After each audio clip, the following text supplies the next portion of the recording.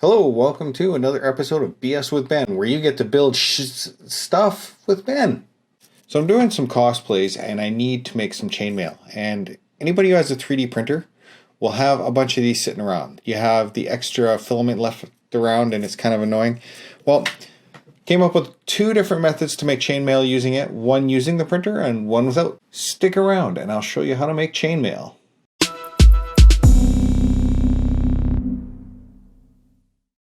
Hey, those of you who are new here, do not forget to go down below and hit subscribe.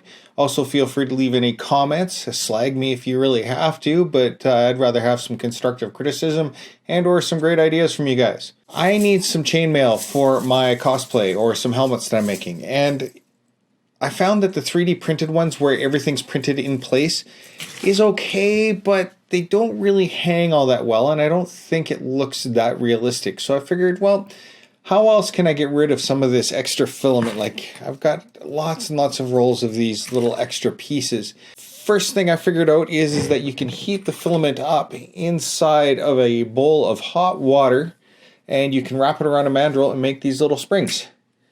And these springs, you can start working on a traditional method of doing chainmail and linking everything up.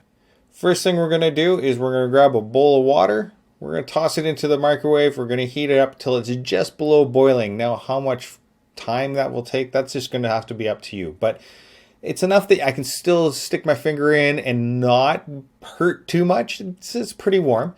And you'll find that it melts the PLA filament quite easily. Not melt, but it makes it pliable. How about we just say that? So once you've gotten it to that point, I've got a drinking straw, a hard plastic drinking straw from one of my kids' sippy cups that we haven't used in years. Drilled a hole in it so I could fit some filament into it. And then I just start the drill up and start winding this wire around the mandrel, just like you would with regular mail. Once that's done, you cut it up with some side cutters using some wire cutters, some cheap wire cutters that you get with your 3D printer, or get some side cutters that you use from your toolbox and start snapping out rings just like this. Now, there are two methods that I've found that work really well for holding this stuff together. First is that you have to bend the sides back together a little bit. Take some heat shrink tubing that you have with your electrical kit, cut off little tiny pieces, put that over both ends, and hit it really quick with a lighter. Quick enough to shrink the heat shrink, but not so long that it melts the filament. Now, that's a little bit of a challenge, but it can be done. I've done a couple of hundred links like that, and it works fairly well. The best method, however, is if you have a 3D print pen, and you can pick these up at Amazon for like $35 Canadian or probably 20 bucks US. You can use the remainder of the filament that you have left over, push it through that 3D print pen, and just weld the tips together. I like this type of mail. It's light and it's pretty nice. Now, this is a lightweight way to make some chainmail. However, I wanted something a little more substantial, and that required me to create a design that we can 3D print. Now, if you do a bunch of overnight prints and get a bunch of these, then you can start putting together chainmail. I've managed to take a 0.5 millimeter nozzle and make about 200 of them in about an hour. So if you start optimizing and playing with the prints, then you can do things fairly well. The way I've designed this is nothing more than a 2 millimeter wide loop that's 2 millimeters thick. And yes, it is square, but all things considered, it does look fairly round when you're wearing it. The other thing too is if you're looking at riveted chainmail, you'll notice that it is flat. It's been flattened down. I'm not going to go into the details of it, but a lot of mail is actually flat. Now, I made these two little extra pieces here and a little gap so that you can open things up. This little fillet here is so that you can take that 3D print pen and fill that full of goop and basically have it welded shut. Now, I found that the strength of this is actually fairly strong, and I don't think you really need to do that. Another thing that I've done is that I've made these so there's sort of like two little sharp edges here. If you don't have a 3D print pen, what you can do is you can get some heat shrink for wiring, and you can have it go over top of both of these. You hit it really quickly with some heat, not enough heat to melt this plastic, but enough to heat shrink the other stuff, and it grabs both of these edges and pulls everything nice and tight and holds everything quite well together.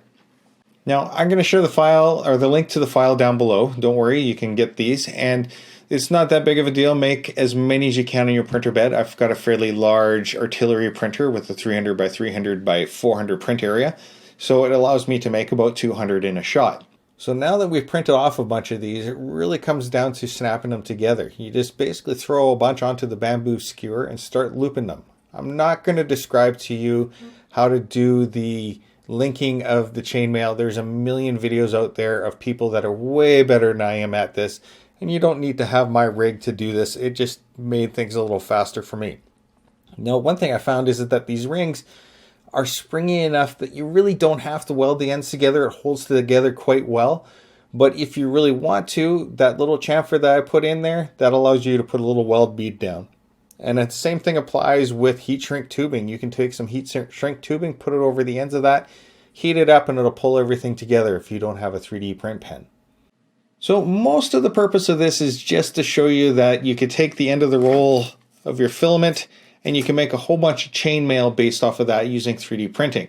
You can also do it manually like I showed before, but in the end, I really like the look, the feel, the sound of the 3D printed stuff.